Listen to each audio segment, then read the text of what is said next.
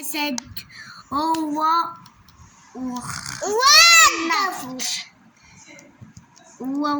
النطر راح مشي وكل يومين الأسد سكر ده عمل ايه؟ موت أبوه سكار عمو سكار راح حول بعمل ايه؟ وقال له أقول لك على السر خطير.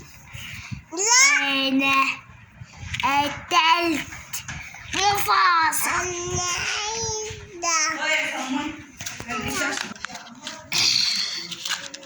سيبها أرجوك تقتل عمك العجوز. لا نيمون السيف. خلاص أنا قتلته على صوتك عشان يسمعوك. أنا قتلت مفاصة.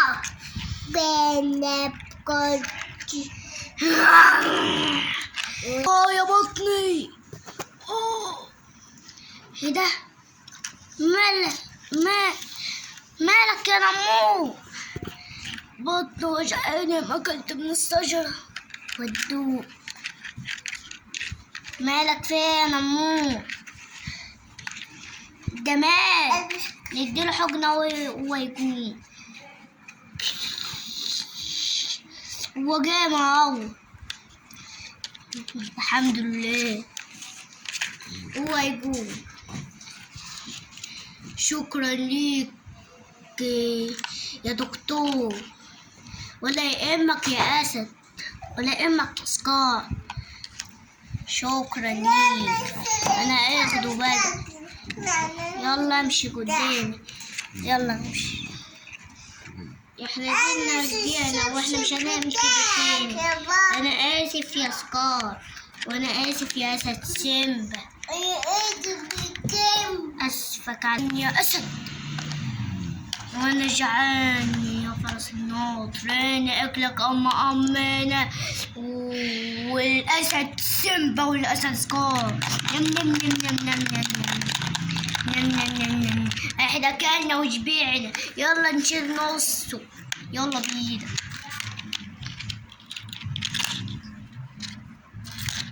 ماله كده ده تغيير. بس كده احنا دينا وصلنا بيه. جرب هنا شوية. يلا بقى ننام. احنا جبنا يلا ناكل اللي بعد. نم نم نم نم نم نم. احنا كلنا وشبعنا. ده احنا ما سيبناش عض. يلا بينا نروح نصطاد تاني. يلا بينا يا اسد. سيبني بدل ما اوديك عند الاسد سيمبا يجي ياكلك لا ده الاسد سيمبا طلع ضعيف قوي. ايه انا راح اقول له يا اسد شفت النمر وابنه ما يقول عليك انت ضعيف ومش ما تقتلنا ولا ما تدافع على حيوانات الغاب. طب ماشي كده انا اوريك. خد يلا في دماغك عشان تتعلم الادب وانا اكلك.